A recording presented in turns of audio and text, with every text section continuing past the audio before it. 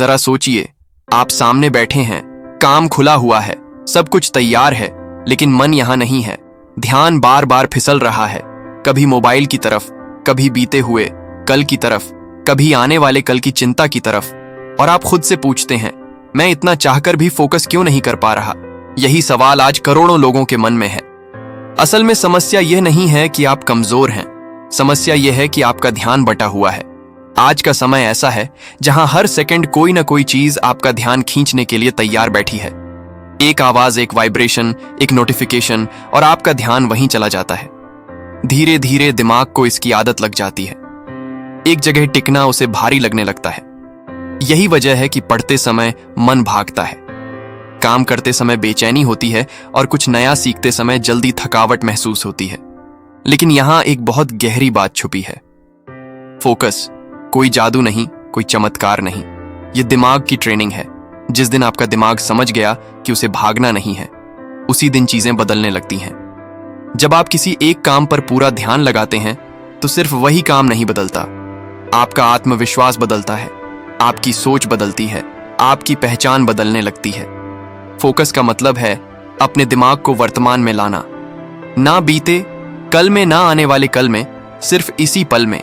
लेकिन दिमाग इस पल में रहना नहीं चाहता, क्योंकि इसे आदत पड़ चुकी है हर समय कुछ नया ढूंढने की।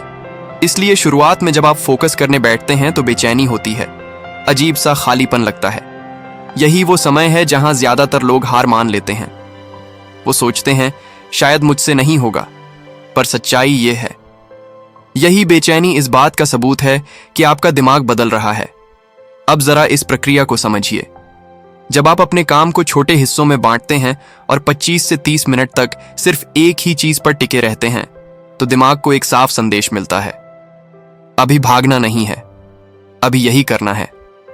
शुरुआत में यह मुश्किल लगेगा, मन बार बार उठेगा, लेकिन हर बार जब आप वापस उसी काम पर आते हैं, दिमाग थोड़ा और शांत होता जाता है। फिर 5 मिनट का छोटा ब्रेक जिसमें आप खुद को ढीला छोड़ते हैं। इस तरह दिमाग को एक नया पैटर्न मिलता है, ध्यान और फिर आराम। धीरे धीरे ध्यान की गहराई बढ़ने लगती है। अब एक और सच्चाई जिसे अक्सर नजरअंदाज किया जाता है, फोकस का दुश्मन सिर्फ मोबाइल नहीं, आपके अंदर चलती आवाजें भी हैं। वो आवाजें जो कहती हैं ये काम मुश्किल है, ये बाद में करेंगे, अभी मन नहीं है। इन आवाजों से लड़ने की जरूरत नहीं, बस इन्हें सुनिए और फिर वापस अपने काम पर आ जाइए। जब आप ऐसा करते हैं तो आप अपने दिमाग को यह सिखा रहे होते हैं कि फैसला कौन लेता है, दिमाग या आप? यही असली कंट्रोल है।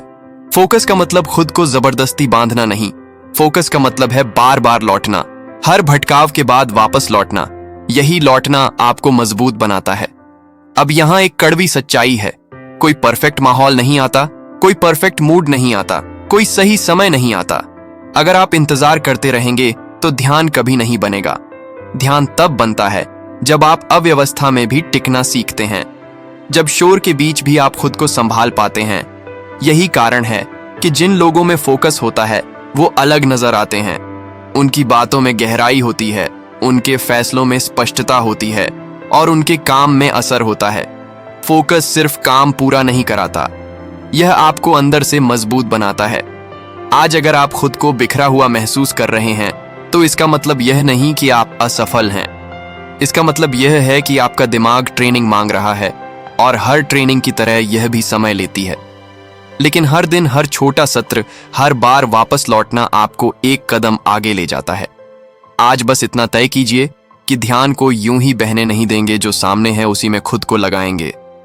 अगर यह वीडियो आपके मन को छू गया हो तो इसे लाइक कीजिए, इसे उन लोगों तक शेयर कीजिए जो अपने फोकस से जूझ रहे हैं, और चैनल को सब्सक्राइब कीजिए, क्योंकि यहां बात सिर्फ मोटिवेशन की नहीं, मन को समझने की है।